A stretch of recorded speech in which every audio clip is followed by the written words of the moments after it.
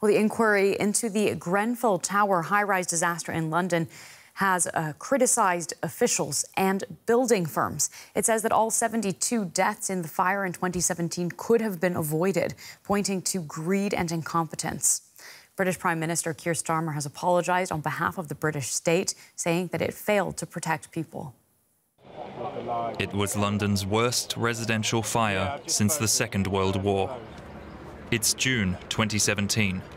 An electrical fault sparks a fire on the 4th floor of the Grenfell Tower residence. In mere moments, the entire building is engulfed in flame. For 60 hours, the Grenfell Tower burned, killing 72 people. 7 years on, a public inquiry has now published its findings. The results are damning.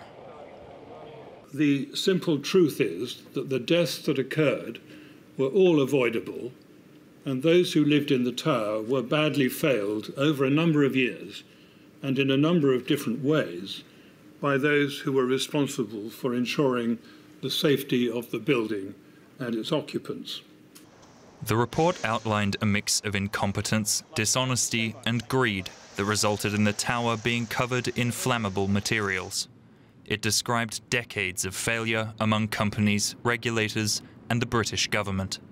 I want to start with an apology on behalf of the British state to each and every one of you, and indeed to all of the families affected by this tragedy. It should never have happened. The country failed to discharge its most fundamental duty, to protect you and your loved ones, the people that we are here to serve, and I am deeply sorry. The inquiry's findings will now be passed to law enforcement, who have said no trials are likely until 2027 due to the volume of evidence. For many survivors and their families, that's not good enough. And 7 years, I just explained to my mother, there is justice, but at the end, 7 years passed and we still have no justice and we have to fight again. I don't know how many years it's going to be take. And nobody knows who's going to be alive for the justice. Maybe not me, maybe not my mother. So who's going to tell us, like, what happened after me?